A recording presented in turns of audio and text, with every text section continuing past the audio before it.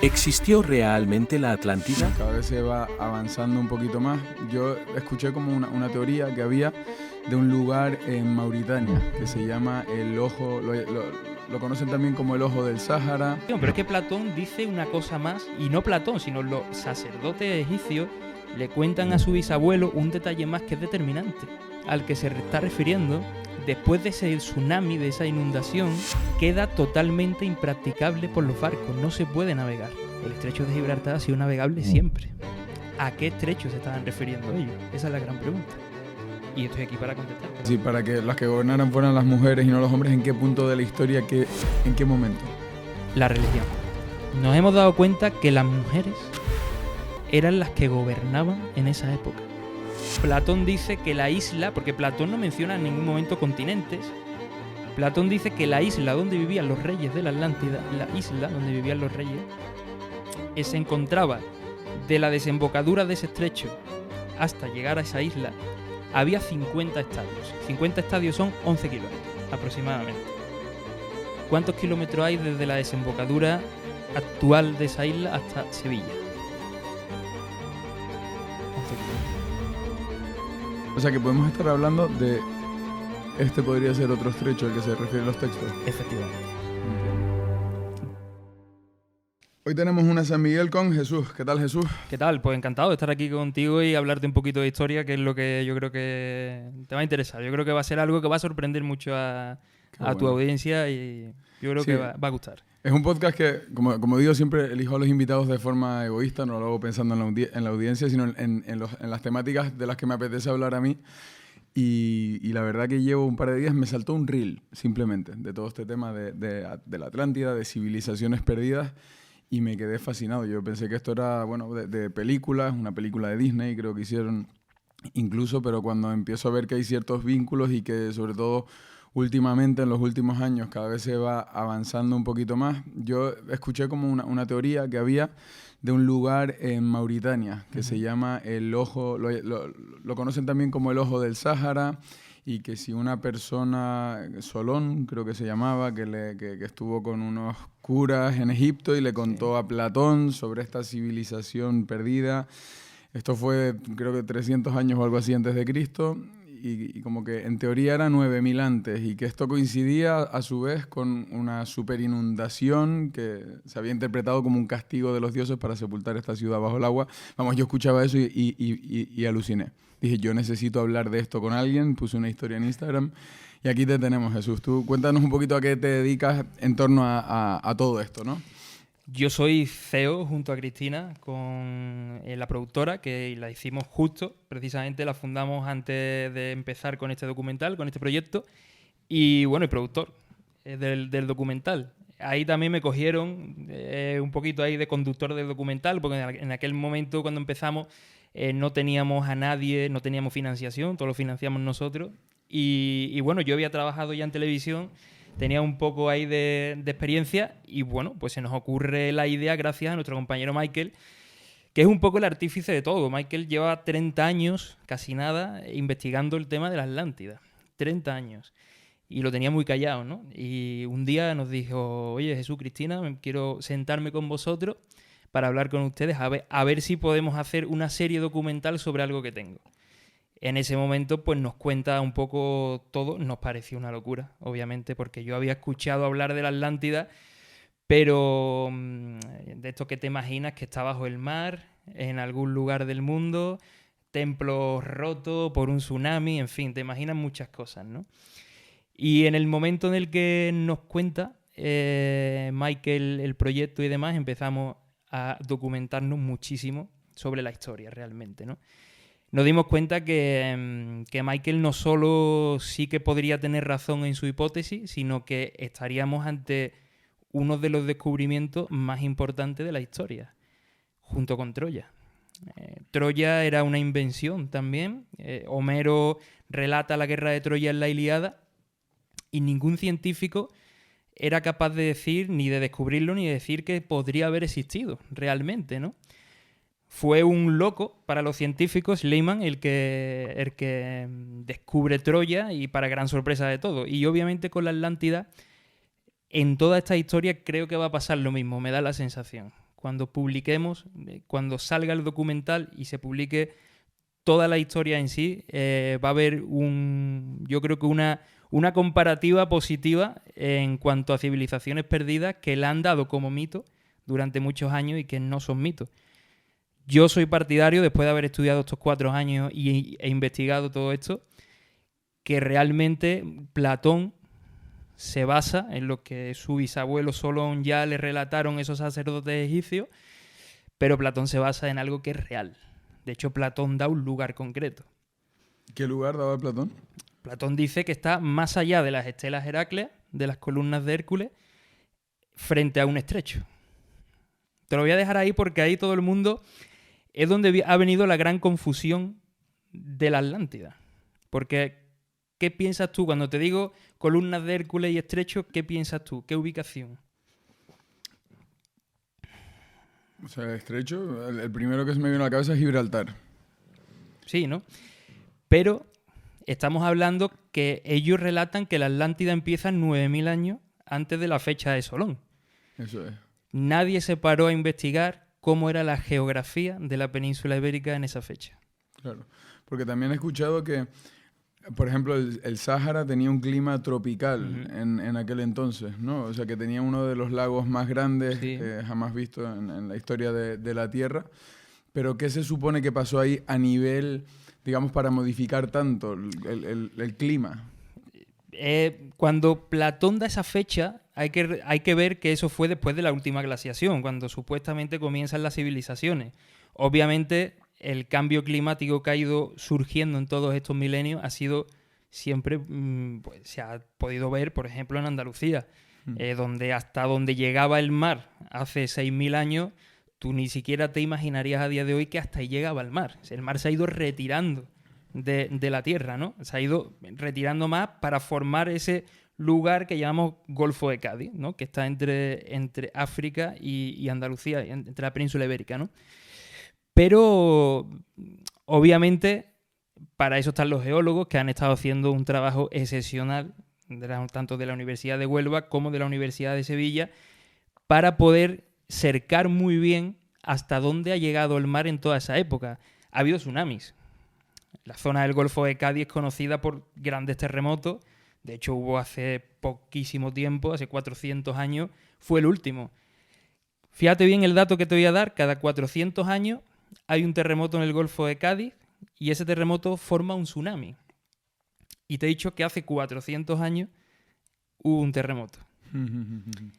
Ahora están saliendo muchas noticias de lugares que quieren evacuar, de simulacros de terremotos, etcétera, etcétera. Y esto no es una casualidad. Esto es porque se espera que dentro de poco pueda haber un terremoto y como consecuencia de ese terremoto un tsunami. Claro.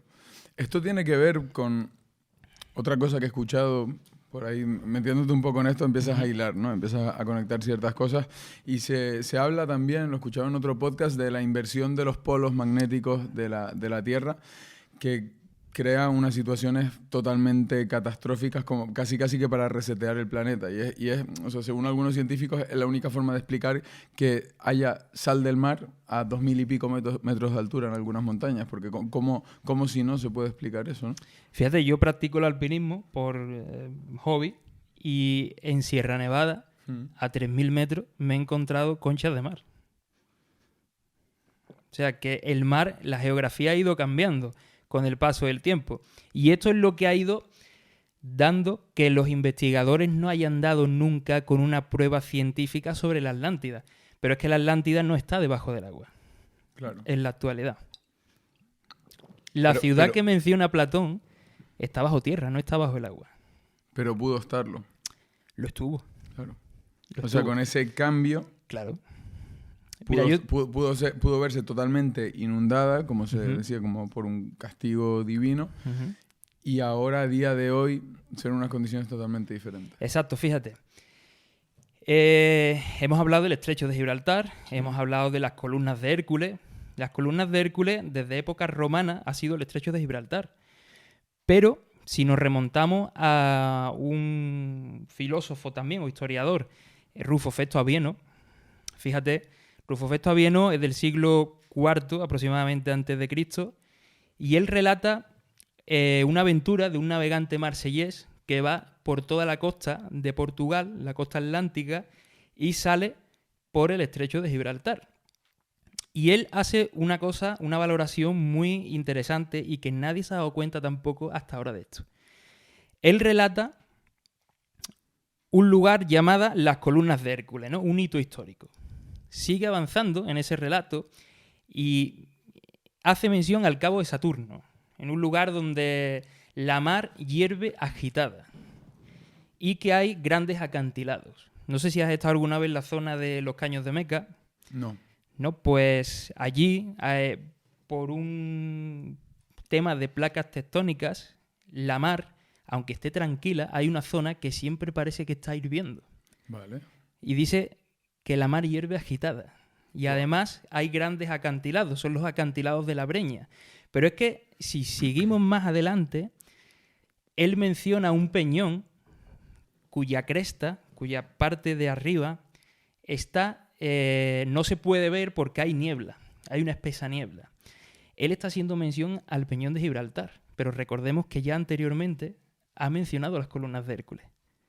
Con lo cual, él nos está dando a entender que las Columnas de Hércules no se ubicaban en esa época donde están ubicadas a día de hoy. Es más, ese fenómeno ocurre solo en el Peñón de Gibraltar, porque allí es donde se juntan las dos corrientes, tanto del Mediterráneo como del Atlántico, de viento, de aire, y hace que se forme esa atmósfera, y es precisamente también a su vez lo que hace que en Grazalema, en la Sierra de Grazalema, sea el lugar que está en el sur de la península ibérica que más precipitaciones caen por metro cuadrado. No está en Galicia, no está en Cantabria, no, es la zona de Grazalema, porque precisamente esas borrascas se forman en ese lugar. Esto nos viene a decir que tendríamos que buscar otra ubicación. Pero es que Platón dice una cosa más, y no Platón, sino los sacerdotes egipcios le cuentan a su bisabuelo un detalle más que es determinante. Que el estrecho al que se está refiriendo, después de ese tsunami, de esa inundación, queda totalmente impracticable por los barcos. No se puede navegar. El estrecho de Gibraltar ha sido navegable siempre. ¿A qué estrecho se estaban refiriendo ellos? Esa es la gran pregunta. Y estoy aquí para contestártela, obviamente. Joder. Fíjate que te voy a enseñar una cosa. Para ponerte en situación. Es que también pienso, y claro, digo, el flujo, por ejemplo, en la expedición de Solón, el flujo de información a lo largo del planeta tendría que ser totalmente diferente a como lo conseguimos a día de hoy. O sea, una persona, ¿qué cantidad de personas podrían ir a Egipto, hablar con esos sacerdotes allí y volver y regresar con esa información, ¿no? O sea, es algo ¿qué cantidad de personas harían eso? Te sorprendería. Yo te puedo decir que la navegación desde hace más de 9.000 años existía y que el comercio existía y que las matemáticas existían. Claro, pero eso en la época de la Atlántida. Estamos hablando de hace 9.000 años. Claro, pero que es sorprendente. Yo me refiero en la época de Solón, para traer esa información. O sea, serían muy pocas personas las que podrían acceder, ¿no? a esa información. Claro, obviamente Solón era un político, era un legislador. Él tenía el poder. De hecho, él iba a Egipto porque los griegos tenían base naval allí en Egipto. Si tú vas a Saqqara, ahora estuvimos allí grabando parte del documental, ves estatuas griegas en Saqqara. Pero es que donde fue a Solón precisamente, la ciudad era Sais, que era la antigua capital de Egipto. Y es en el templo de Neik donde Solón se entera de toda esa historia. Que los templos en aquella época no solo eran lugares de culto religioso, sino también eran lugares de centros de estudios históricos. Porque la única civilización que no ha perdido su historia es Egipto. Todas las demás hemos perdido nuestra historia. Claro. Egipto es la única que la ha mantenido con el paso de los milenios. Fíjate, península ibérica en época de la Atlántida. Vale. Vemos en el sur. Se sabe que era así. Sí. Esta foto la pondremos en Yo pantalla. te voy a pasar toda la documentación. La pondremos en pantalla. O sea que podemos estar hablando de... Este podría ser otro estrecho al que se refieren los textos. Efectivamente. Entiendo. De hecho, está estudiado por la Universidad de Sevilla, gracias al profesor Barragán y gracias a Michael, que sacó toda esta información, que entre las localidades de Coria del Río y Dos Hermanas, Coria del Río era llamada Caura antiguamente, y Dos Hermanas era la antigua Oripo. Allí existía un estrecho denominado Estrecho de Coria. Pero te voy a dar otra información más. Platón dice que la isla, porque Platón no menciona en ningún momento continentes, Platón dice que la isla donde vivían los reyes de la Atlántida, la isla donde vivían los reyes, se encontraba de la desembocadura de ese estrecho hasta llegar a esa isla, había 50 estadios. 50 estadios son 11 kilómetros aproximadamente. ¿Cuántos kilómetros hay desde la desembocadura actual de esa isla hasta Sevilla? 11 kilómetros. Sevilla era una isla. Y a día de hoy tenemos referencias históricas. ¿A qué os suena Isla Mágica? No lo sé. No. Parque temático, Isla Mágica, Hay un que parque está temático. en la isla de la Cartuja, además, No sabía. y que Sevilla en la antigüedad estaba rodeada de mar. Además, denominado Lago Ligustino. Y Platón dice que esa isla se encontraba en un lugar que era en realidad un mar verdadero, era el océano verdadero. ¿Por qué dice en realidad era el océano verdadero? Porque donde se encontraba esa isla era una especie de lago, pero que el agua del mar del océano Atlántico entraba. Se notaban las mareas. A día de hoy se siguen notando las mareas en Sevilla. Si hubiera un tsunami, Sevilla es una de las ciudades que, aunque no llegue el mar a día de hoy, podría verse afectada por un tsunami.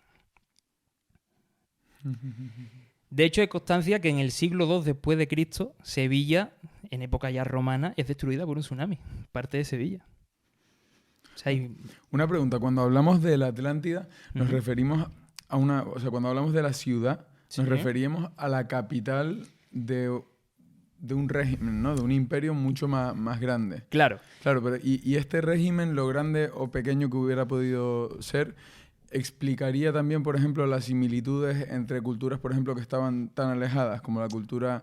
O sea, es algo que he escuchado mucho, que, por ejemplo, en Sudamérica, por ejemplo, las similitudes con la cultura egipcia, todo eso podría haber tenido cierto vínculo ahí. te vas a venir con nosotros a grabar. Yo creo que te vas a venir con nosotros porque eres un tío inteligente. Me encantaría, la verdad.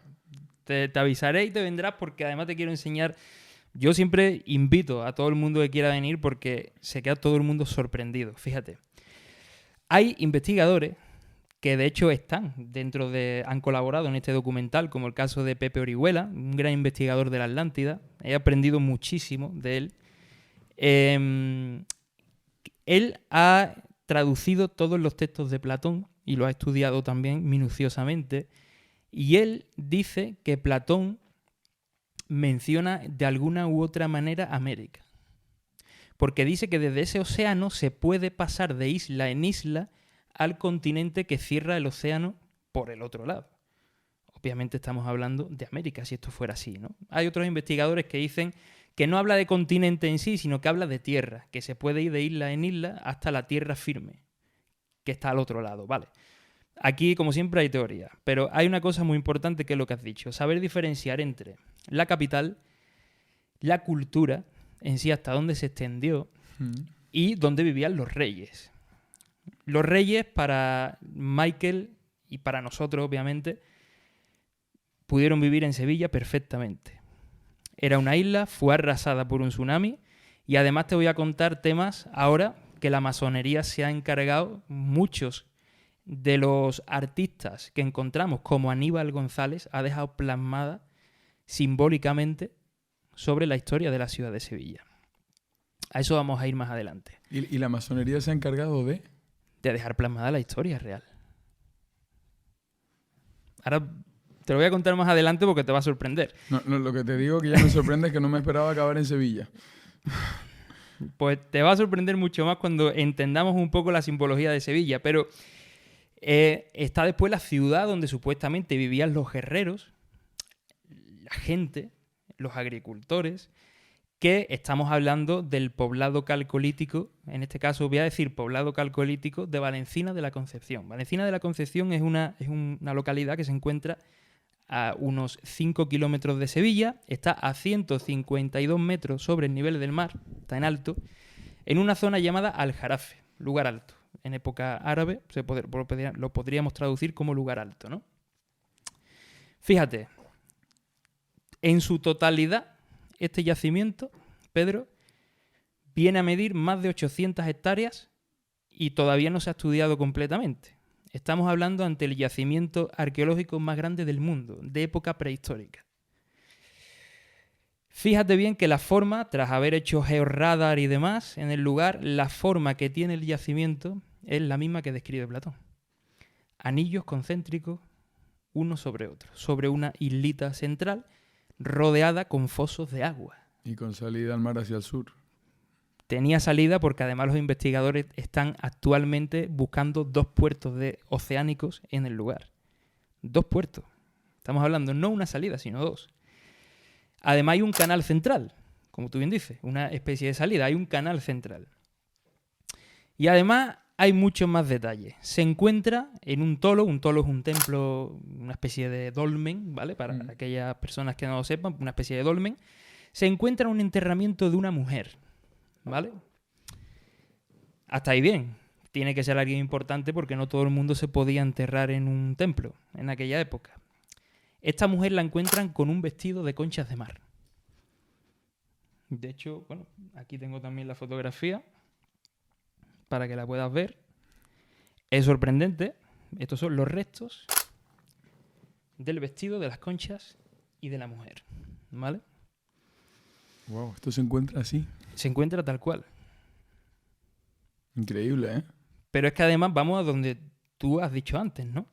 Tú has dicho que ha tenido que haber una especie de relación entre los diferentes pueblos, diferentes culturas, Oriente y Occidente, ¿no? Vamos a ponerlo así. Se encuentra esta daga de cristal que no se ha podido reconstruir hasta en la actualidad. La empuñadura está hecha de marfil de elefante africano. Y el cristal de roca, lo que es la daga en sí, está hecha de un cristal de roca que es un cuarzo que precisamente hay en Valencina de la Concepción. Si vas por allí, excavas un poquito, encuentras pequeños trozos de cuarzo. Se han encontrado trozos y otros elementos funerarios o de decoración realizados de marfil de elefante asiático. Estamos hablando ya que nos vamos separando un poco más, ¿no? Sí. Pero es que voy a todavía lo más sorprendente. Se ha encontrado en el lugar los restos humanos de personas africanas enterradas allí. Relación tenía que haber. Navegación, por supuesto que había, porque no hay otra forma de transporte, obviamente. Y cuando los investigadores están buscando 2 puertos marítimos es porque tiene que haber navegación. No cabe otra. Y lo más sorprendente de todo es, mejor dicho, un detalle que da Platón y que lo encontramos aquí y no se encuentra en ningún otro yacimiento. Platón dice, fíjate en lo que te voy a decir bien, porque esto va muy ligado a la religión, que los reyes de la Atlántida bebían, mataban, sacrificaban a un toro, le cortaban, degollaban su cabeza para beberse su sangre en una copa de oro. ¿A qué nos recuerda esto? ¿Al vino? Cuando vamos a una misa, el cáliz de oro y el vino. Y en Valencina de la Concepción se han encontrado cabezas de toro cortadas e puestas en bandejas a modo ritual. Esto es algo que no sabe nadie. Pero que he adelantado aquí porque creo que es un detalle súper determinante también y que añade un valor más añadido a ese paralelismo que hemos hecho entre los textos, no solo de Platón, sino de otros divulgadores históricos. No, pero menos mal que a Platón le dio por escribir al buen hombre. Exacto. Menos mal. Exacto. Porque si no, no hubiera quedado nada. Otro que habla un poquito es Plutarco, pero Plutarco no da tantos detalles como da Platón. Claro, cuando uno escucha a científicos decir que es que la Atlántida es un mito y hemos encontrado todas estas pruebas, Es que mito, bueno... Puede que haya algún interés por dejarlo como mito, no creo, ¿no? Sí, No. claro, que ¿Por lo qué? hay. Reescribir la historia, ¿no? A día de hoy se está dando la historia en los colegios como la daba yo en mi época. Nos han inculcado que la prehistoria eran hombres recolectores en cuevas, pintando y cazando. Y eso no era así. Claro, pero esta es otra. ¿Qué rompe? ¿Con qué rompe la Atlántida? ¿Con qué teorías están establecidas y aceptadas a día de hoy? La Atlántida rompe prácticamente con todo el ámbito científico histórico que hoy día conocemos. Mira, nos han dicho que los fenicios fueron los que trajeron aquí, a la península ibérica, el vino y el olivo. Y en el dolmen de Menga, que es un dolmen, los fenicios llegaron aquí el siglo VIII a.C. aproximadamente. Y en el 2500 a.C. había vino en el dolmen de Menga. Siempre se nos ha dicho que todo viene de Oriente aquí. Se nos ha dicho Lux es Oriente. Y es todo lo contrario. Nos hemos dado cuenta que es todo lo contrario. Que toda la divulgación y todo el conocimiento ha ido de aquí a Oriente. Te voy a contar una anécdota que nos pasó cuando estuvimos rodando en Egipto. Nos han dicho que los faraones, todo egipcio, etcétera, etcétera, y cuando llego al museo veo un faraón, Ramsés, uno de los Ramsés, no recuerdo bien cuál de ellos, el pelo rubio. Mm. Yo he estado en Egipto, he estado en Marruecos y no he visto a nadie con el pelo rubio. Y cuando uno se mete en los informes de ADN, pone que esa momia tiene trazas de ADN europea. Estamos hablando de que hay algún faraón que no era autóctono precisamente de Egipto. Y después se nos ha dicho muchas cosas, ¿no? Como que la escritura nace en Mesopotamia, ¿no? En toda esa zona, ¿no? 3.000 años, hace 3.000 años antes de Cristo, ¿no? En Huelva, precisamente, se ha encontrado signos de escritura que son muy parecidos a los que nosotros utilizamos hoy día. La W, la V, la U. Y es de hace 4.000 años antes de Cristo. Es anterior. ¿De dónde ha procedido la escritura? ¿Quién había escrito antes? ¿O estamos hablando que no todo viene de Oriente aquí y sí que era esta zona de aquí más importante? La cultura atlántica, no te lo dije antes, llegó hasta Egipto, Pedro. Hay dólmenes, que los dólmenes son las construcciones típicas de la península ibérica. Hay dólmenes en Egipto. Y se tiene constancia que hubo un intercambio entre Egipto y la península ibérica. Se ha visto. O sea, estas grandes construcciones que parece que no tienen explicación a día de hoy podrían pertenecer a esta etapa de la historia, ¿no? Que fueran civilizaciones. Yo creo que cuando hablamos de civilizaciones avanzadas, enseguida, porque es la evolución que hemos tenido nosotros como sociedad, nos lo llevamos al ámbito tecnológico, ¿vale? Porque No. ellos tendrían el iPhone 30, pero a lo mejor hemos evolucionado así por los motivos que sean, pero ellos podrían haber evolucionado en otros niveles diferentes, a nivel de conciencia, de conexión con la naturaleza, se dice, ¿no? Por lo que he escuchado, que tendían mucho a estudiar los astros, no sé. Alineaciones con las estrellas, Justo. con constelaciones. Pero te voy a adelantar una cosa, que no sé si me va a matar Cristina o no, pero bueno, Cristina es la directora. Tenemos un proyecto de hacer un documental donde vamos a demostrar, gracias a José Ruiz Mata, otro experto, y a su hijo, otro experto en historia brutales, donde vamos a dar a conocer que todos los dólmenes tienen la misma medida, están hechos exactamente igual. ¿En qué sentido? ¿La misma medida? Te lo voy a explicar. En la puerta, justo en la entrada del dolmen, de un lado a otro, está el número Phi. El número Phi es el número de la creación de la Tierra. ¡Wow! Explícame eso. Pues eso no te puedo adelantar mucho porque es un trabajo que están haciendo ellos dos. Estuvimos la semana pasada reunidos con José Ruiz Mata, un buen amigo, y han hecho el estudio en diferentes dólmenes y todos, absolutamente todos, dan la misma medida de un sitio a otro. Y además, todos alineados a que en cierta época del año el sol entre por un lado y justo refleje donde se enterraba aquel rey, aquel gobernante, llamémoslo como queramos, pero aquella persona importante de aquella civilización. Llamémosla, Platón la llamó Atlante. Bueno, yo no creo que se llamara Atlántida. Yo creo que Platón lo que hace es mención a un lugar que está ubicado en el Océano Atlántico. No sé cómo se llamó aquella civilización. Desde luego yo creo que no se llamó Atlántida. Se tuvo que llamar de otra forma. Tenemos constancia de registros de tartesos. ¿Quiénes eran los tartesos? Los tartesos han vivido en el mismo sitio donde vivían los atlantes. ¿Pudo llamarse así? En relación a esto del nombre, hay otra cosa que me llamó la curiosidad, haciendo un poco ya por curiosidad, ¿no? Yo buscando información, y era respecto a lo que te comentaba al principio del Mauritania, lo que llaman el Ojo del Sáhara, y decían que cuando se van en el registro de los reyes de Mauritania, en cuanto a los nombres, se supone que en esa época el rey que había se llamaba Atlán, ¿puede ser? Atlas, ¿no? Atlas. No sé, Atlas. Atlas, Te creo cuenta que era, que en África hay un hito histórico que es el Monte Atlas, en la montaña, sí. ¿no? Pero fíjate, en aquel lugar, por ejemplo, no ha estado bañado realmente por el mar. Sí corresponde a una forma muy parecida a la que Platón comenta, pero también es cierto que tampoco había civilizaciones cercanas a ese lugar. Y no puede ser que a lo mejor, o sea, que la capital fuera una cosa, pero que acostumbraran a estructurar ciudades así, por ejemplo. O sea, que lo tomaran como... A día de hoy, al final, muchas ciudades se estructuran siguiendo la misma lógica, siguiendo la misma forma, ¿no?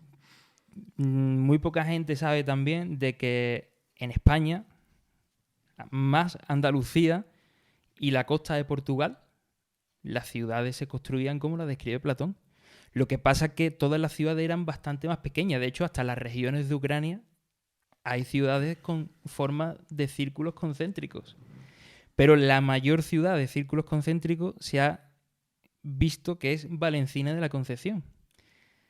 Además, con toda la riqueza que se ha encontrado en Valencina, todo el mundo dice, esto lo dicen los arqueólogos, que esto es difícil que lo diga un arqueólogo, un científico, que era la Nueva York del mundo en aquel momento. O sea, ¿qué tenía Valencina que no tenían otros lugares? Pues específicamente una posición estratégica brutal.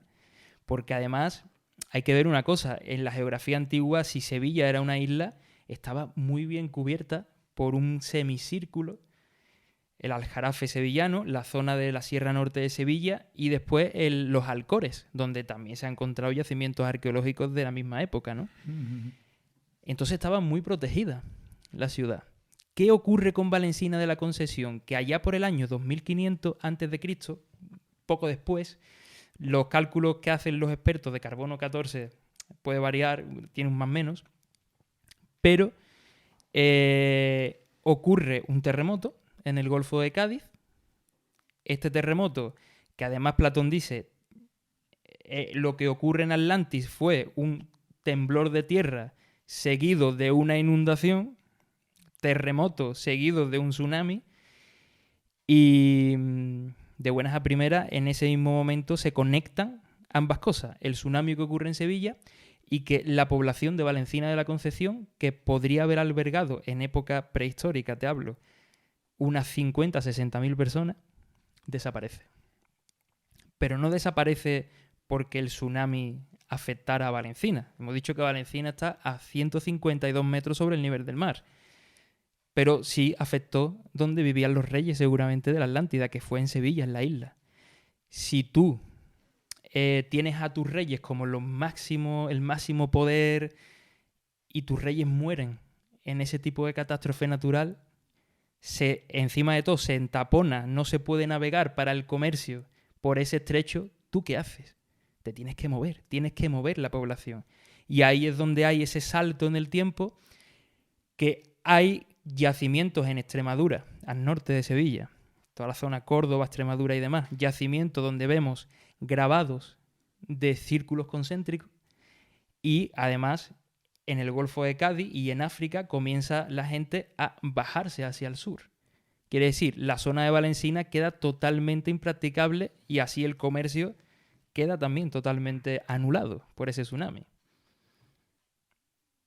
Esa es la teoría, la hipótesis de Michael, que para mí, nosotros teníamos desde luego, yo siempre he dicho que estábamos locos, y lo estábamos, yo creo, porque el anterior documental sobre la Atlántida lo produjo James Cameron. Fíjate, nosotros frente a un monstruo de la producción. O sea, era como nos vamos a meter en un fregado que, bueno, y encima de todo, nosotros veníamos de otras productoras, de otros programas, pero claro, habíamos montado una productora nueva. No sé, esa productora no era conocida. ¿Quién te financia? Nosotros llegamos en conclusión a una reunión y lo financiamos nosotros y tiramos para adelante. A riesgo. Nos vamos a arriesgar. Claro, nos arriesgamos sabiendo de la potencia ya en sí que tenía esta historia y de la veracidad que tenía respecto a lo que Platón contaba con lo que se había descubierto ya en esta zona de la península ibérica, ¿no? Si no, pues obviamente hubiera sido una auténtica locura, pero para mí, a día de hoy, después de haber leído muchos libros, que uno pues ya prácticamente lo que tiene que hacer es eso, cuando se mete en la producción de este tipo de documentales, se vuelve una especie, no lo soy, pero una especie ya casi de experto en, oye, ¿qué dice Platón? ¿Qué dice esto? Te voy a contar lo que dice aquí, te voy a contar lo que dice allá, ¿no? Y uno se da cuenta que en un 99% estamos hablando de lo mismo. Y una pregunta, ¿en qué lugar queda la prehistoria conocida? Lo que habíamos pensado todos, que íbamos evolucionando, que descubrimos el fuego y de repente se empieza a desarrollar nuestro cerebro porque el estómago necesita menos energía y pintamos en cuevas y cazamos. ¿Eso queda antes aún? ¿O se produce como un reset de la humanidad y volvemos a ese punto hasta lo que somos a día de hoy? Yo me remito a lo que dice Antonio Penades, que es experto y que participa también en esta serie, y es que lo que nos han contado del 3000 a.C. tendríamos que retrasarlo 2000, 3000 años antes como poco. Hemos encontrado ya muchas pruebas de que aquella gente que vivió en esa época, nosotros no hemos podido reconstruir a día de hoy, o construir, mejor dicho, una pirámide. No hemos podido reconstruir una daga de cristal como han hecho esta gente con la tecnología que tenemos ahora. Hay gente que se asusta porque cuando se habla de tecnologías como ¿qué extraterrestre estás hablando? No estamos hablando de extraterrestres, ni muchísimo menos. Estamos hablando de que en esa misma época, en la prehistoria, para mí, y te lo digo a título personal, cuando hablamos de la creación de los masones no es otra cosa que una logia, un grupo, cuando se crea, según algunos expertos, en 1717, un número un poco simbólico quizás a lo mejor, pero bueno, son constructores. ¿Quiénes eran los que construyeron las pirámides? Constructores, arquitectos, gente que sabía mucho. Hay gente que lanza la teoría de que en la prehistoria ya existía una especie de grupo de logia, no llamada masónica, ni masones obviamente, pero sí algo muy similar a lo que nosotros conocemos a día de hoy como los masones. Claro. Y esto lo vemos en Sevilla reflejado, a lo que iba antes, ¿no? La Plaza de España, ¿has estado en Sevilla alguna vez? Sí.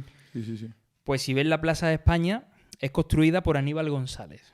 Aníbal González, se ha especulado mucho, pero Aníbal González era un arquitecto fue un arquitecto de los más importantes de nuestro país, ¿no? Y además se le vincula a la masonería.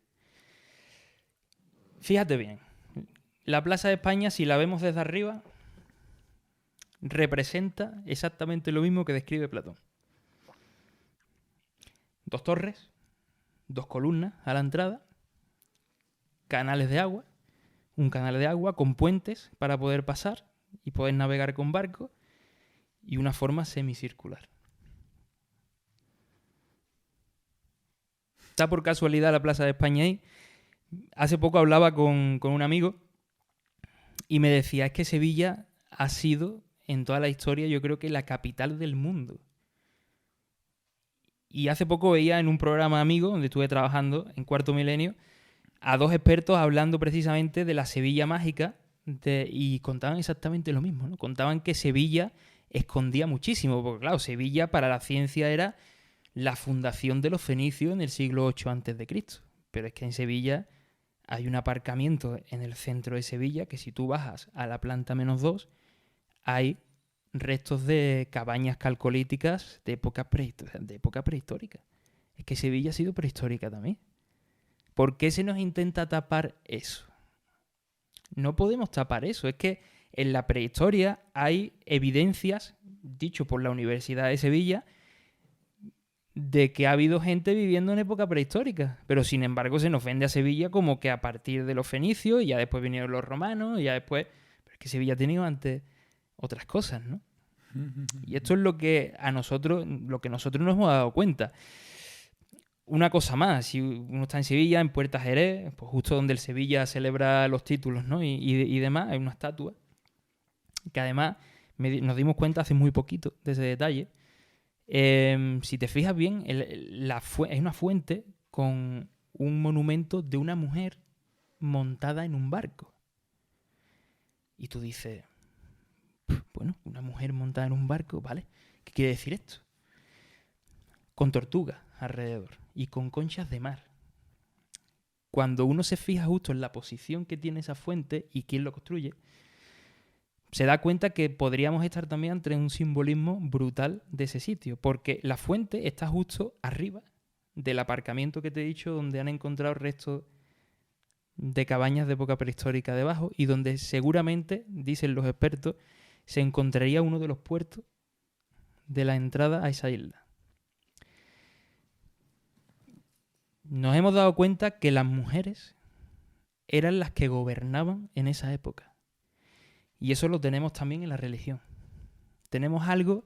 Ayer veía la película El Código Da Vinci, da casualidades o no, y veía el grial, que no es otra cosa que el útero de una mujer, ¿no?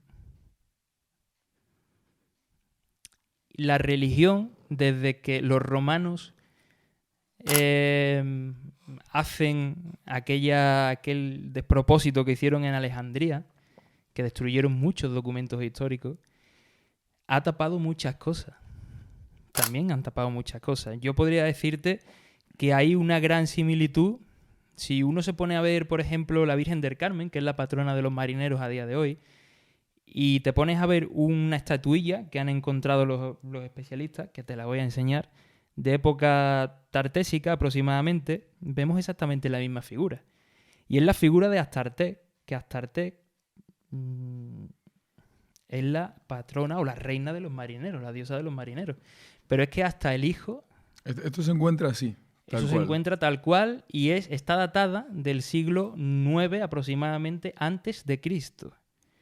Y vemos la figura de... Siglo IX antes de Cristo. Efectivamente. Porque algo que me llama la atención es que, digamos, toda la herencia que nos queda está siempre en piedra. Uh-huh. Y digo, que a la hora de imaginar el mundo que existiría antes, digo, por ejemplo, ¿qué pasaría si dejáramos durante 7.000 años abandonado Dubái? Buena pregunta, desde luego. Digo, porque a la hora de saber cómo vivían, ¿qué pasa? A lo mejor el metal se corroe, el cristal se rompe, desaparece, y lo único que estamos condenados a tener, o sea, esa estatua se ve perfectamente con las formas que tiene y es piedra. Hay otras estatuas, te puedo enseñar otra que estamos hablando de la misma figura, y es una figura de una diosa egipcia, de una diosa egipcia con una mujer y un niño, ¿no? Que es la Virgen María, ¿no? Y estamos hablando de la misma figura, ¿no? Y esto es una foto real, o sea, no está reconstruida en 3D ni nada. Totalmente. Porque se ve perfecta. Una fotografía real. Se conserva a la perfección. Estamos hablando que cuando entra la religión en juego también hay muchas cosas que no convenía en esa época de guardar, ¿no? No entiendo el porqué tampoco, ¿no? Pero sí nos hemos dado cuenta, pues, de muchas cosas, ¿no? Sé que a lo mejor me puedo echar a mucha gente encima, pero bueno, no es algo que es una opinión personal simplemente. Pero si vemos la ermita de la Virgen del Rocío, por ejemplo, que es algo que conoce todo el mundo, vemos que arriba, en la puerta, hay una concha de mar. Y uno dice, bueno, pero la Virgen del Rocío, ¿qué tiene que ver con el mar? A priori no es nada, ¿no? O no está relacionada con el mar. Pero si uno se vuelve a la historia y analiza lo que han encontrado los arqueólogos durante muchísimo tiempo, se da cuenta que en una posición muy cercana donde se encuentra la ermita de la Virgen de Rocío actual se encuentra un templo a la diosa Astartek. La diosa Astartek, como hemos dicho antes, es la diosa de los marineros, de los navegantes. Y casualmente esa ermita tiene arriba una concha de mar. Pero es que si nos fijamos en la Virgen de Rocío, lo que tiene abajo la Virgen de Rocío, que todo el mundo dice, es una media luna. Es una media luna. La Virgen de Rocío tiene un barco con 2 estrellas que representan Oriente y Occidente. Representan esa unión en barco que tenían las culturas antiguas y que nadie tampoco se había preocupado en decir. Con lo cual, si uno, te hablo en mi época, tengo un hijo y sé lo que se da en historia, en la actualidad, la historia no se ha actualizado. La historia sigue siendo lo mismo. Pero es que no es eso. Es que la historia ya nos hemos dado cuenta que donde dicen que gobernaban los hombres era mentira, gobernaban las mujeres, que donde dicen que aquello, bueno, que allí hacían casitas de paja y de rama, hay grandes construcciones con murallas en época prehistórica que eran capaces de hacer una ciudad en forma semicircular con 10 anillos concéntricos. Estamos hablando de gente que conocía perfectamente el arte de la arquitectura y para tú conocer el arte de la arquitectura no tienes otra que conocer las matemáticas. Es obvio, una cosa va ligada a la otra. Entonces, ¿qué se nos ocurre? ¿Qué se nos está escapando aquí? Es lo que yo me he preguntado en todo este proceso de 4 años de investigación y de producción. Que por algún tipo de interés, no sé si ligado a la política, no sé si ligado a la religión, ambas cosas, no se ha querido decir ni contar la verdad. Y esto es algo que podría surgir mucha polémica con lo que estoy diciendo, pero es que así, es que las pruebas están. No es algo que yo me esté inventando. Yo no voy a hablar sin pruebas, yo hablo con las pruebas. Como tengo aquí, tengo muchísimas pruebas. ¿Qué se nos ha escapado? Pues quizá yo creo que es lo que se nos ha escapado o lo que se ha intentado tapar es que reconstruir ya toda la historia y reescribirla es casi imposible. Claro, es romper con demasiado, ¿no?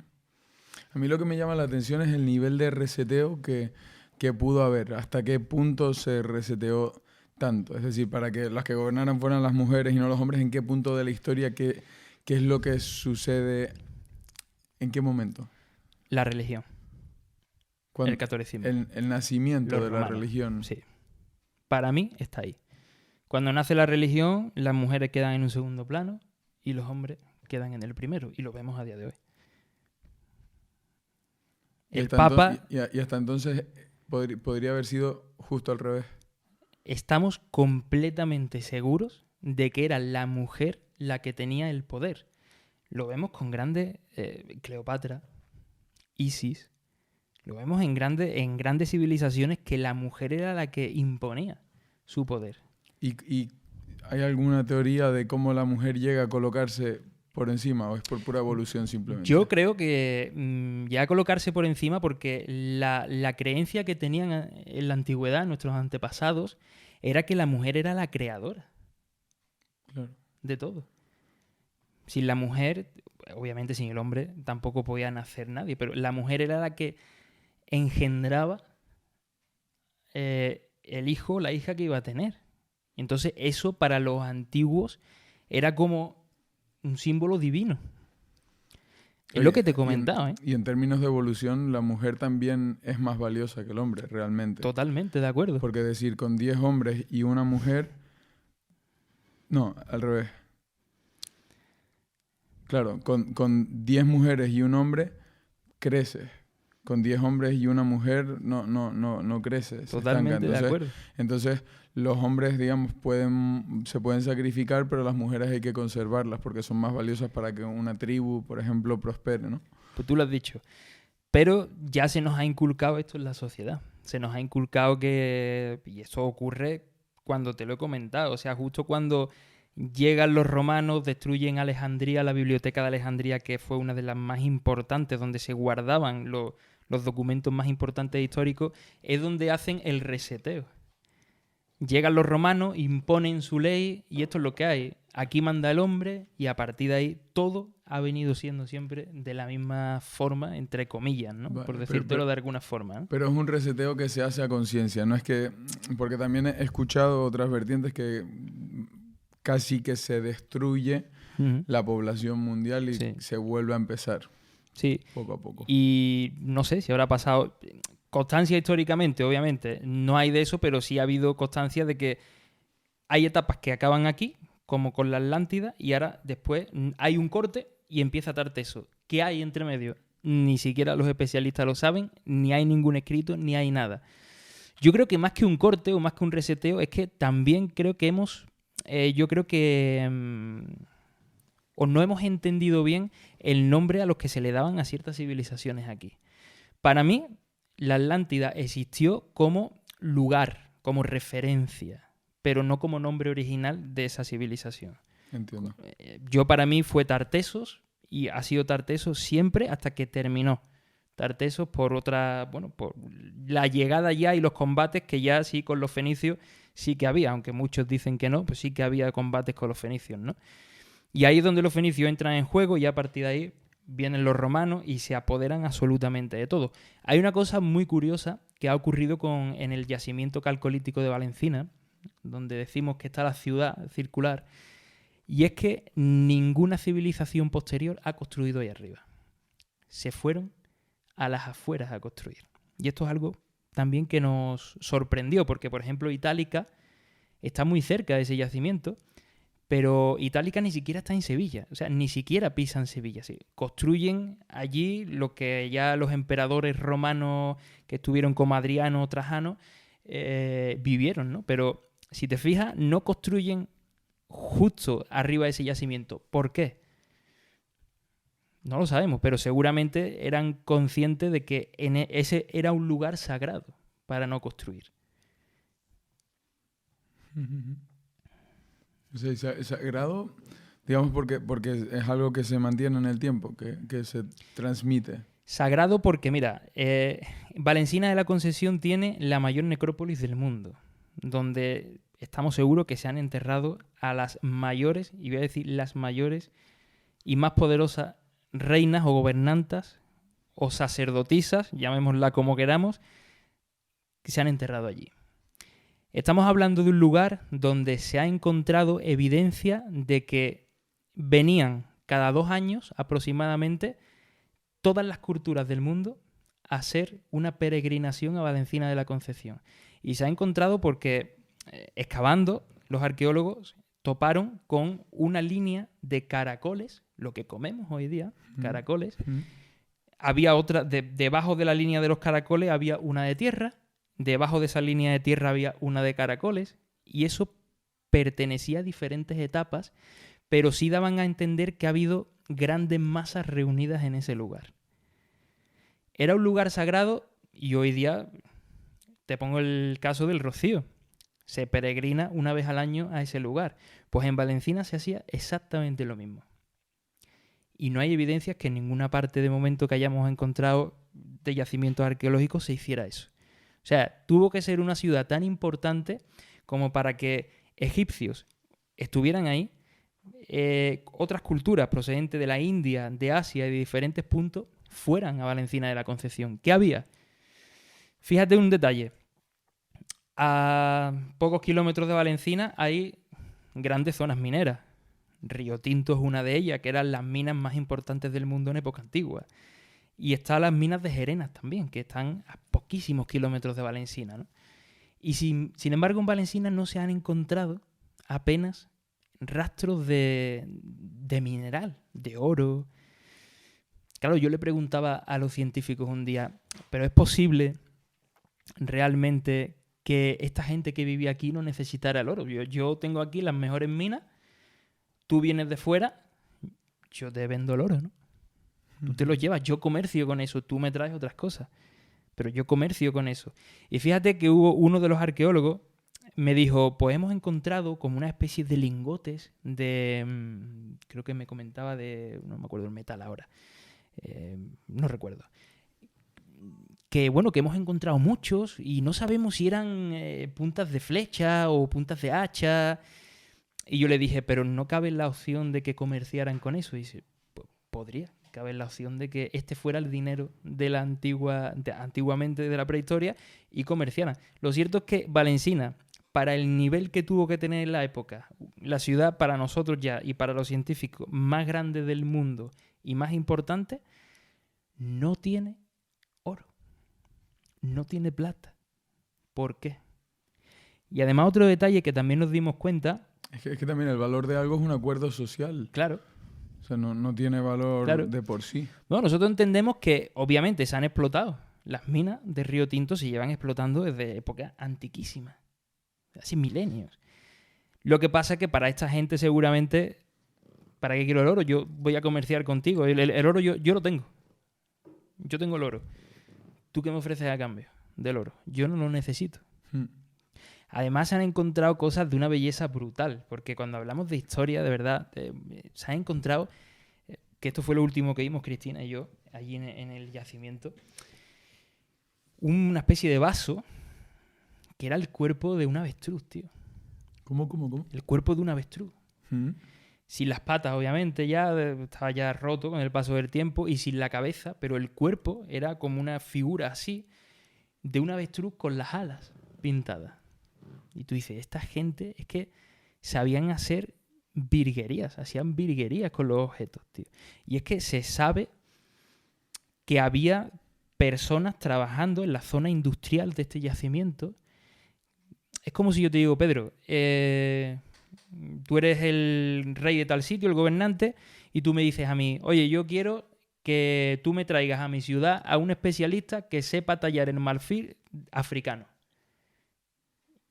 Y este africano venía a Valencina de la Concesión. Se encuentra el cuerpo. Hay trazas de ADN en cuerpos de gente enterrada de África. Y eran especialistas. Era gente que tallaba. O sea, tanto era el poder que se tenía en ese lugar que tú me decías a mí, oye, yo quiero a este tío, y este tío lo tienes aquí. Y cuando hablamos de avance, ¿en qué sentido podemos estar hablando de avance? Porque, por ejemplo, he escuchado que las pirámides están alineadas con las estrellas, con las latitudes, con las longitudes, no sé exactamente. Luego el año pasado estuve en México, fui a la zona de Xochimilco, creo que se llamaba, o algo así. Di un paseo en globo y ves las pirámides, la pirámide del Sol, la de la Luna. Está todo como vinculado siempre a los astros, al Sol, a la Luna. ¿En qué términos podrían haber estado más avanzados en este aspecto? Es complicado de saber. Y es complicado de especular, supongo, ¿no? Claro, es complicado de saber, pero es como que nos han dejado miguitas de pan, ¿no? Exactamente. De decir, oye... O sea, ellos han alineado las pirámides de Giza con la constelación de Orión. ¿Cómo lo han hecho? Uno se pone a pensar y lo más racional que a ti te sale es que, bueno, en aquella época no había luz, no había electricidad. Las estrellas posiblemente se veían más fácilmente y ellos decían, oye, pues vamos a alinear con estas tres. Pero claro, ¿por qué sabían que esas tres eran importantes y las demás no? O las hicieron importantes. No lo sabemos. Yo creo hay muchas construcciones vinculadas con constelaciones que son importantes a día de hoy. Y esto lo tenemos ahí. ¿Cómo sabían ellos que esas constelaciones eran tal? Porque lo mismo a lo mejor nosotros se nos ha ido pasando de generación en generación eso. Claro. Y no es algo de ahora, claro. es algo de antes. Claro. Es lo que ahí es donde yo iba, ¿no? Se le ha quitado tanto valor a lo que eran capaces de hacer nuestros antepasados en la historia que se nos ha puesto a nosotros como que somos los mejores del mundo en todo, y lo que hay que empezar a entender y a no olvidarse nunca de nuestro pasado. Yo siempre digo que el que olvida nuestra historia, nuestras raíces, está perdiendo absolutamente todo. Claro, no podemos olvidar. Fíjate que lo que no termino de ver es los intereses... Gracias. Son los intereses en ocultar todo esto. Porque antes me decías, no, reescribir la historia como que, bueno, es un poco un coñazo. Pero bueno, pero también es algo súper emocionante. Sí. O sea, es decir, cuando yo empecé a un poco a profundizar lo mínimo, te digo porque no tengo ni idea y precisamente te traigo para aprender un poco más sobre este tema, digo, se me quedé fascinado. O sea, digo, esto es una pasada porque además hay ciertas evidencias que tienes que hacer un esfuerzo por no creértelo para ser escéptico. O sea, lo que me comentabas, por ejemplo, de las cabezas de toro en bandejas que coinciden con los textos de Platón, hombre, te coloca ya en una posición de hacer un esfuerzo para creer que todo esto es un mito y que es una falsa creencia, o que hay personas que se están inventando que encuentran esto, pero que no lo creo, la verdad. Después te voy a enseñar fotos de la cabeza por de eso, toro para que que la veas y te la voy a pasar para que las pueda poner. que me lo creo, pero eso por una parte es lo que no entiendo, ¿no? El que haya un esfuerzo en taparlo.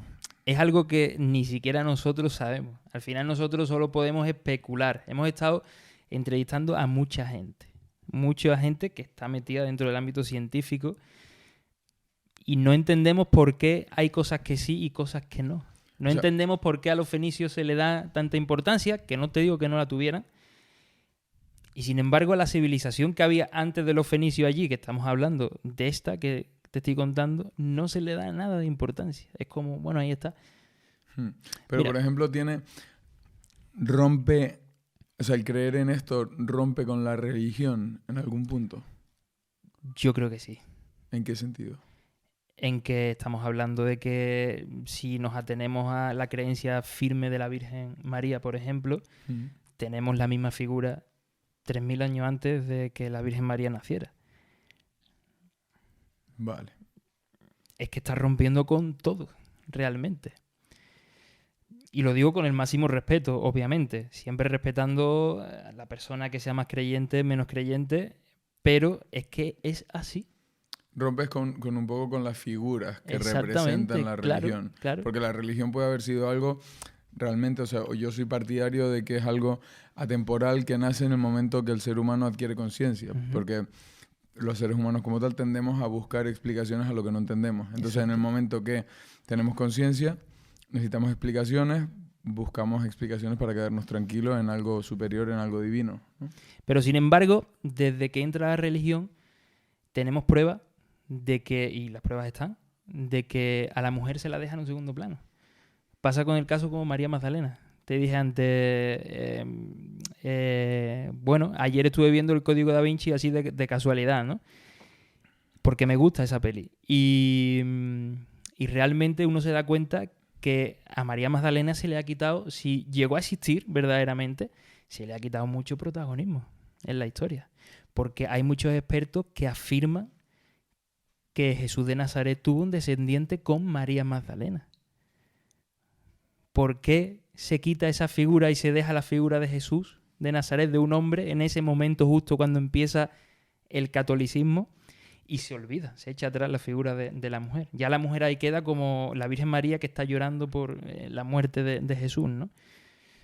De su hijo. Es a lo que voy. Yo creo que desde que entra la religión rompe con todos los cánones de cualquier creencia, ¿no? Y eso va a ser muy difícil de poder sustituir, obviamente. No se trata ya ni de sustituir, se trata de contar las cosas como son, tú bien lo has dicho. La religión, desde el inicio de la humanidad, desde el nacimiento de las personas en la Tierra, ya había tendencia a creer en algo, se tenía que creer en algo. ¿Y quiénes eran las divinidades? Pues los que veía, el sol, la luna, etcétera. Claro. Porque después se cambia todo, ¿no? Ahí es a lo que voy.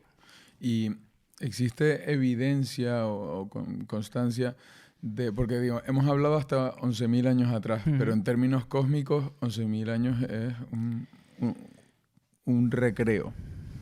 Entonces existe la posibilidad de que hayamos encadenado civilizaciones tras civilizaciones que se han perdido. Y luego también existe esa parte, supongo, de egocentrismo, ¿no? A nivel de nuestra civilización. Pero si al final se nos arrasara, también porque sentimos, ¿no? Es que nosotros lo tenemos todo reflejado en Internet. Es que el futuro encontraría toda nuestra información en Internet, pero realmente si se hace un reseteo es que desaparece también todo de alguna forma, ¿no? Totalmente. Hay evidencia, Sí, hay evidencia. De hecho, hay especialistas y a los que han catalogado la ciencia como pseudocientíficos. De hecho, hay una serie en unas plataformas, después te la digo, que la persona que lleva esa serie ha investigado muchísimo y dice que hay pirámides de hace 24.000 años. y te la muestra. 24.000 años. Esto siempre me ha dado curiosidad. ¿Cómo se saben estas fechas? Es con lo que hablabas antes de la prueba del carbono 14. Sí, y esto tiene cierta exactitud. Sí, o sea, la prueba de carbono 14, lo que hemos dicho antes de, por ejemplo, el tsunami que hay registrada en la época en la que suponemos que Atlantis queda arrasada, es sobre 2500 antes de Cristo, pero siempre los científicos dicen esto puede dar un más menos de 50 años, 100 años. No un más menos de 1000, 2000 o 3000. Pero muy poco. Muy poco, es 100 decir, años no es nada. exactamente. Entonces, esta serie que yo te digo, esta persona concretamente data esa pirámide de hace 24.000 años aproximadamente. Y está con expertos, está con científicos allí. O sea, que está haciendo pruebas y está sacando a relucir al mundo cosas que otros no han hecho. ¿Qué es una forma piramidal? Sí. ¿Que se recrea en 3D gracias a los escáneres que hay hoy día? Sí. ¿Es una pirámide? ¿Podría ser la primera pirámide construida? Sí. Y no está en Egipto. ¿Podrían ser las primeras pirámides construidas las de América? Podrían ser. He dicho que lo que hoy día entendemos como una época, los expertos dicen que ya hay que retrasarlas mucho más. Y esto podría haber aquí un baile de fechas que podrían perfectamente ponernos a América como una de las civilizaciones también que iniciaron, porque América no solo tiene las pirámides. Si nos vamos, en Teotihuanaco encontramos construcciones a orillas del lago Titicaca, precisamente con una historia muy parecida al lago Ligustino. Encontramos civilizaciones y precisamente con sus habitantes habiendo dejado constancia de que llegaron unos dioses, ellos lo plasman como dioses. Espérate, ahora que dices esos nombres, porque antes dije Xochimilco o algo así. No, ahí sí, puede ser. Pero puede eso ser. es otro lugar, es donde fuimos con unas canoas. Teotihuacán creo que puede ser. Teotihuacán, claro. Ahí, eso Sí. me sonó más. Era una hora del DF Sí. que fuimos con Sí, unos sí, globos y tal, donde estaban las dos pirámides esas que me lié. No sé si se llamaba Xochimilco el otro, la verdad, creo que algo parecido. Pero Sí, bueno. allí los nombres son muy parecidos. Antes de y que no me empiecen a pueden dar- tirar en los exacto. comentarios No, los no, no, no. mexicanos. Es importante esto, ¿no? Fíjate que ellos, los sudamericanos en aquella época, o centroamericanos, ambas civilizaciones están muy unidas. Para mí son las mismas, yo creo. Hablan de dioses que vienen en barcos, hombres, barbados, además. Con nosotros ha colaborado una especialista, precisamente de Perú, de Lima, Elisa, que ella dice que esos hombres venían de aquí. Ella se ha llevado muchísimo tiempo investigando todo el tema de la Atlántida. Se quedó cuando vino, fue a Sevilla, fue a Egipto a investigar, vino a Sevilla, le enseñamos todo lo que había en Sevilla y se quedó totalmente sorprendida. Y ella contaba que sus ancestros, sus antepasados allí, pues contaban precisamente que eran hombres barbados y muy fuertes, con espadas, los que venían de otro lugar para darle el conocimiento. No nada en ovni, ni nada en cosas voladoras, ni nada, sino hombres en barcos. Y ya sabemos que los atlantes están muy relacionados con los pueblos del mar y obviamente manejaban la navegación, que es muy importante esto también decirlo, que la navegación por el Atlántico no era igual que la navegación por el Mediterráneo. Los que venían del Mediterráneo hacia acá, hacia el Atlántico, tenían que cambiar de embarcación para poder seguir navegando hacia las islas Casitérides, que era donde estaba el estaño y había muchísimas cosas. Entonces, ¿quién era la civilización o quiénes eran los que les dejaban los barcos a esa gente? Pues seguramente los pueblos de aquí, los pueblos que manejaban bien la navegación por esta zona, ¿no? del Atlántico. Y según acorde a la evidencia que existe, ¿cómo se podría imaginar, digamos, a nivel ya mundial en el mapa, tal y como lo conocemos hoy en día? Porque sí es verdad que se ven ciertas similitudes entre cierta parte del planeta, pero siento todo el rato que Asia, por ejemplo, queda bastante fuera de la ecuación en todo esto, ¿no? Como que puede que en ese momento imperara, pues, o estuviera vacío o imperara, quién sabe, otro tipo de civilizaciones ¿cómo es el mapa en tu cabeza teniendo la información que tú tienes y que yo no? ¿Cómo imaginabas, o sea, cómo imaginas que sería el flujo de personas, de información, de poder? Incluso, o sea, si estaría centralizado en una parte, si existiría otras instituciones de poder en esa otra parte del planeta.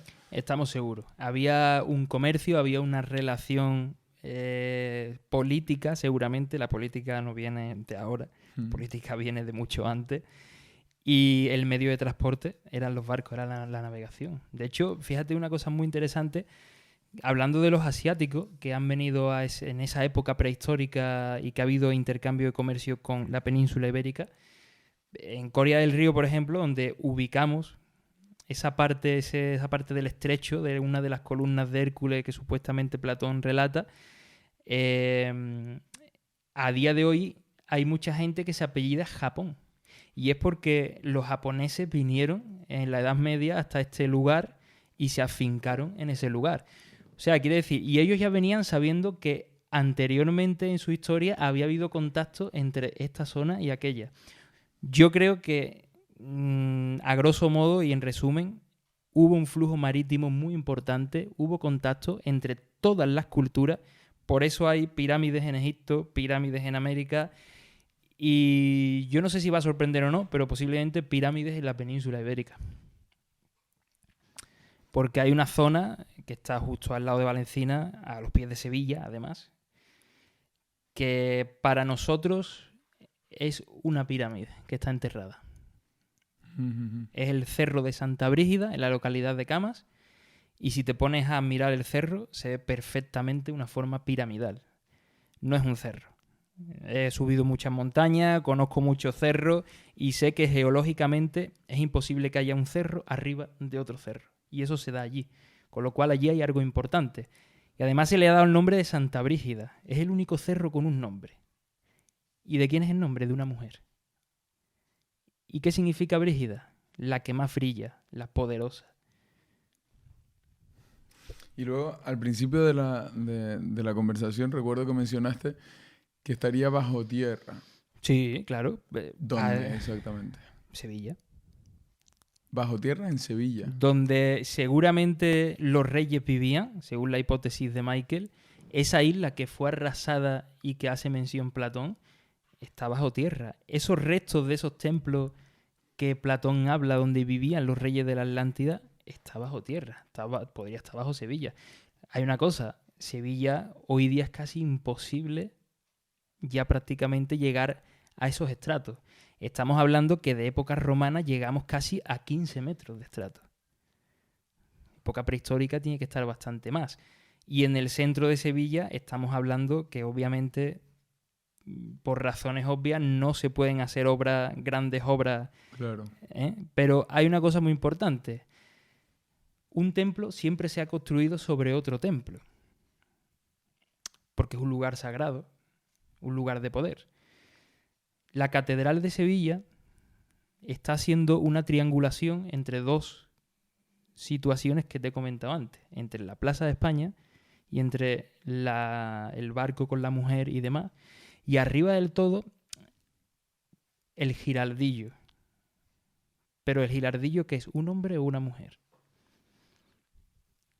¿Y hacia dónde mira ese giraldillo? Pues ese giraldillo es una mujer. Tiene el significado, el simbolismo de poder, con la palma también, y mira precisamente hacia ese estrecho por donde venían esos barcos antiguamente y entraban a Sevilla. Joder. Si nos fijamos bien en todos los detalles, hay cosas que están escritas. Yo siempre digo que hay gente a día de hoy, llamémoslos masones, llamémoslo lo que queramos, ¿vale? No vamos a etiquetar. No me gustan las etiquetas, ¿no? Pero la gente habla de masones. Vale, venga, vamos, masones. Que saben parte de nuestra historia. Es que nuestra historia no se ha podido perder toda. O sea, ¿crees que esto realmente se conoce y se oculta? Totalmente. Es lo que fíjate que no termino de... Mira, tú sabes... sabes... Entiendo tu punto de vista, o sea, los motivos, pero no termino de encontrarle... O sea, ¿quién bloquearía esto? sea, si es por parte Nadie. de la política, que no creo, si es por parte de... La política no creo, pero es lo que te he comentado. Yo creo que es parte fundamental de todo esto, creo que es la religión. Ya. Creo que es la entrada del catolicismo, cuando cambia toda la percepción de toda la historia. Cuando justo ocurre todo lo contrario a lo que ha estado ocurriendo años atrás. Es cuando ya no reina la mujer, aquí ya manda el hombre. Es cuando aquí ya construimos nosotros, y si nosotros vamos a tirar este templo de aquí, vamos a construir aquí, y este es el templo que vale, este es el templo de nuestro Dios. Es cuando se comienza a exterminar todo. Es lo que te comentaba antes. Egipto es el país que más documentación histórica ha guardado de todo el mundo. De todo el mundo. Y la biblioteca de Alejandría, llegan los romanos, Alejandro Magno en este caso, y la destruye entera. ¿Por qué destruyes eso? Porque ya hay un paso a esa reconversión y no hay interés en seguir lo que ha estado pasando en la antigüedad. Claro. Cómo han estado viviendo nuestros antepasados, a quiénes han estado adorando nuestros antepasados, porque la religión, cuando entra la religión católica, entra el monoteísmo, pero en la antigüedad no se adoraba solo a un dios, se adoraba a muchos dioses. El poder Todo de la este información, cambio, claro. Joder. Todo este cambio, para mí, hablo a modo más personal, después de toda esta experiencia que hemos tenido durante todo este tiempo, yo creo que ocurrió así. Me puedo equivocar también, tampoco tengo la verdad absoluta, ¿no? Pero yo creo que llegó a ocurrir así, por lo menos en parte. Me interesa también mucho digamos, cuál ha sido la trayectoria a la hora de estructurar la producción que están haciendo, ¿no? Una locura. Me imagino. Cristina me hace así como diciendo, madre mía, la que hemos liado. Ha sido una locura. Mira, ha sido primero que Michael nos cuente Él planta la semilla, su tesis. ¿no? ¿Vale? Él dice, yo llevo tiempo profundizando en esto, hay que tocar este Exacto. tema. Bien. Yo en aquel momento no veía nada de la historia de Michael. Yo decía, pero ¿cómo nos puede decir que la Atlántida está en Sevilla? Es que esto es algo que yo no me entra en la mente, ¿no? Y hablaba con Cristina y decía, vamos a ver, vamos a bajarlo al suelo. Y él, yo recuerdo un día que quedó con nosotros y se trajo una carpeta, un tocho así, y empezó a sacarnos mapas. Mira cómo era esto antiguamente, mira este texto, mira lo que dice. Y ahí fue cuando empezamos, primero, a entender lo que nos quería decir, que era complicado. Segundo, a entender el trabajo que ahora nosotros teníamos que hacer, porque no solamente es lo que te diga una persona, tú tienes que hacer una labor de investigación para al menos verificar lo que esa persona te está diciendo. No me voy a tirar a la piscina sin yo haber estudiado antes lo que las tesis de los catedráticos de algunas universidades decían, etcétera, etcétera. Y después replantear una serie que en principio iba a ser un documental de 45 minutos, pero nos dimos cuenta de que con 45 minutos no teníamos, y si lo poníamos más largo, obviamente sí podría ser pesado. Entonces, al final dijimos, mira, vamos a estructurar la serie. Primer capítulo vamos a hablar de los orígenes de la Atlántida, de lo que hemos hablado, de lo que tú comenzaste hablando. Esos orígenes en Egipto. Nos fuimos a Egipto. O sea, nosotros hemos hecho locura por esto. Porque estructuramos el guión con toda la historia perfectamente y ahora dijimos, pues tenemos que ir a Egipto, tío. Pero, ¿quién nos paga esto de Egipto? ¿Quién financia esto? ¿A quién le contamos nosotros esto? Si yo se lo estoy contando a un arqueólogo y se está riendo solamente porque le he mencionado la palabra Atlántida. Es que el problema cuando tú mencionas, pruébalo, cuando tú quieras, con un científico o un arqueólogo y menciónale la palabra Atlántida. Es como si mencionaras una palabra maldita, tío. Es como, yo no quiero saber nada de eso. Y es como, bueno, pero te estoy dando... Sí, te estoy preguntando simplemente, no que me digas que crees en la Atlántida o no, te estoy dando una serie de hipótesis, oye, que podrían concordar, que hay una serie de paralelismos que estamos haciendo, que no quiero saber nada de eso. O sea, casi que se pone al nivel de terraplanismo. Exacto, ¿no? exacto. Y eso se nos ha dado en un 100% de personas, ¿eh? O sea, sienten que se les coloca en un enfoque conspiranoico. Sí. Ellos decían, fantasioso. Tú estás haciendo un documental de la Atlántida, tú me has venido a mí a preguntar. A mí me han llegado a engañar, ¿eh? A mí me han llegado a decir que la navegación no existía en esa época, que eso era mentira. Y bueno, vamos a ver, pero si tenemos aquí restos de elefante asiático, ¿cómo han venido hasta aquí? Oh, andando. ¿Andando? Pero tú me vas a decir que venían, sí, andando hasta el norte de África. Claro, pero del norte de África a la península, ¿cómo venían? Tendrían que haber cogido pequeña, barquita. ¿Barquita? ¿Con un elefante? ¿En serio? Claro, cuando uno empieza a atar muchos cabos, va a Egipto, ve que hay grandes barcos. Tú dices, ¿barquitas? Nada. Porque eso es otra. Tú tienes que construir un barco, ¿no? A mí me pones ahora y me dices, Jesús, construyeme un barco. Yo no te lo sé construir. Tendría que haber personas que fueran expertas en construcciones de barco en esa época, por lo menos para que dé una cierta seguridad. Y ya no estamos hablando de piedra. Estamos hablando que en Egipto se hacían los barcos de papiro, pero que también se utilizaba la madera.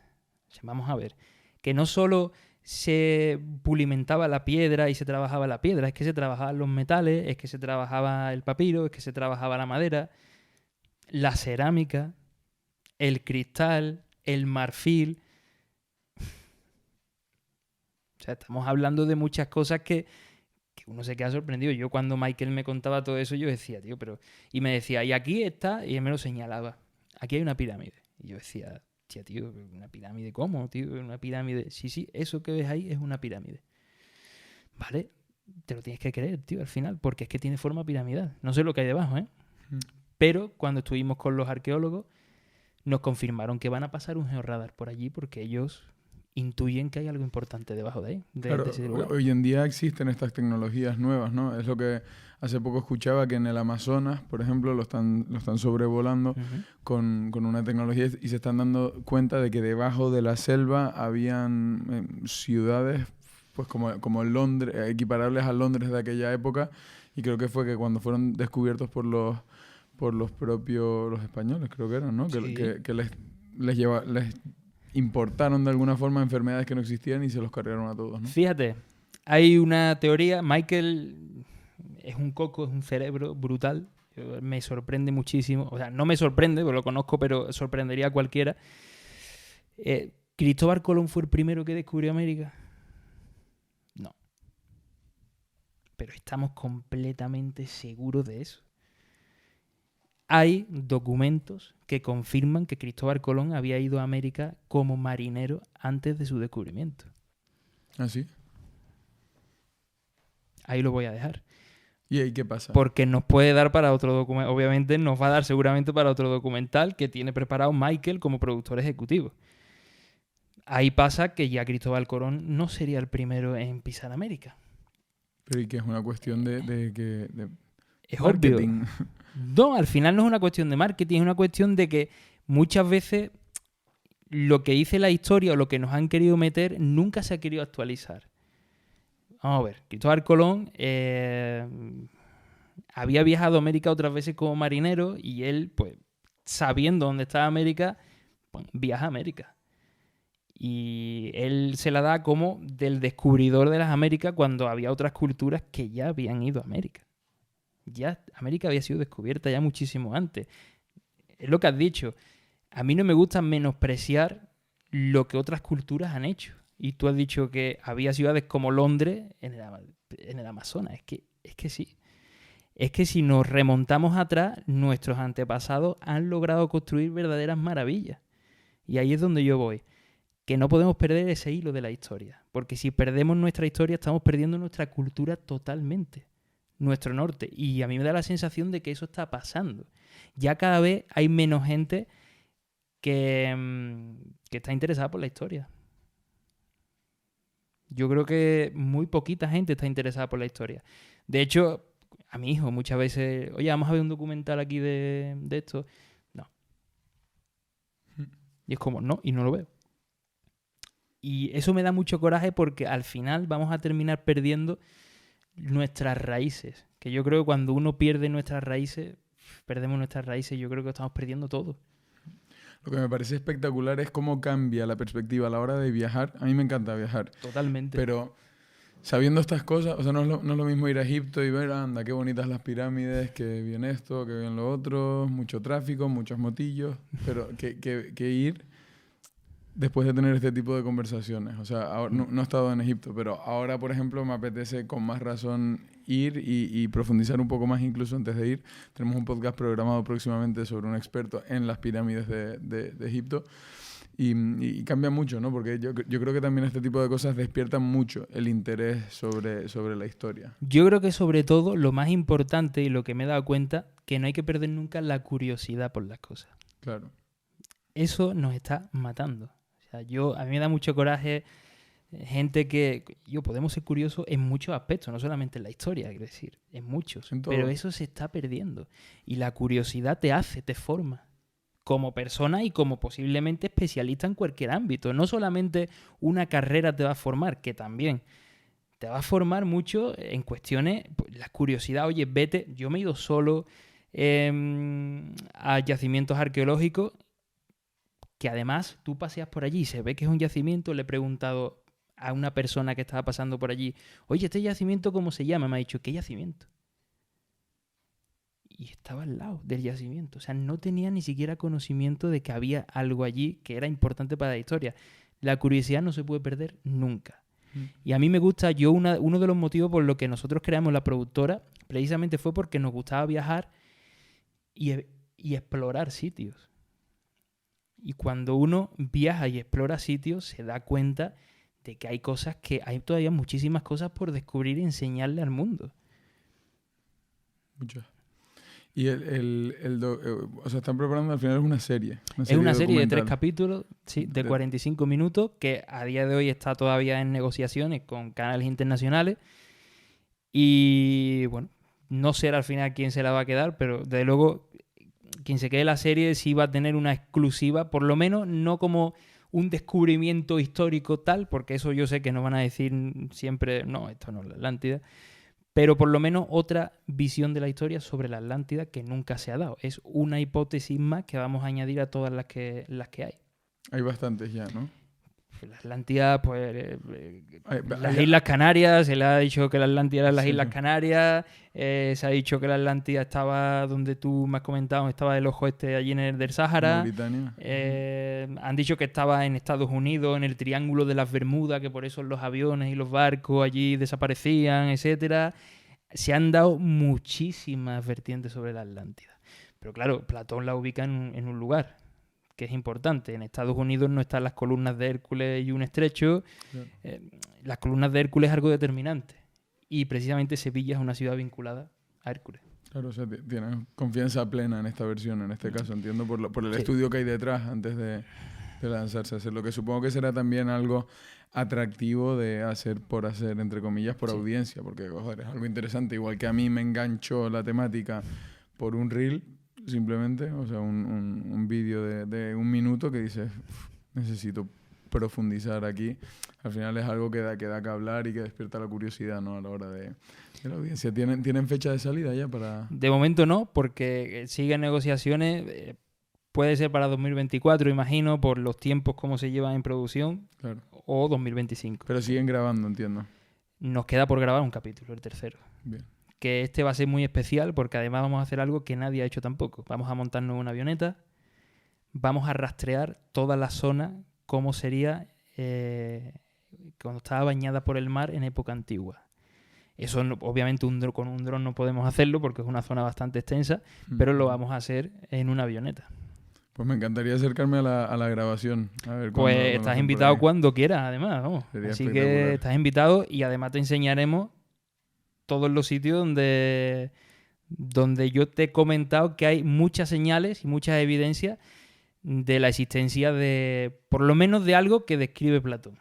Vamos a dejarlo ahí. No sé si se llamó Atlántida o cómo se llamó, pero sí de una ciudad y de una serie de contextos que Platón relata muy bien y que yo creo que no se inventa. Porque yo creo que un filósofo de aquella época, un político, no creo que se atreviera a inventarse una historia.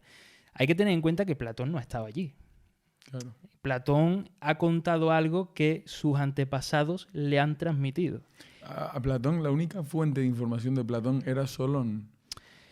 Era Solón en aquella época. También había escrito Plutarco. Plutarco es el que cuenta un poco lo que esos sacerdotes egipcios, Songis de Sail y Xenofis de Heliópolis, no olvidemos que Sevilla tiene un barrio que se llama Heliópolis también, casualidades o no.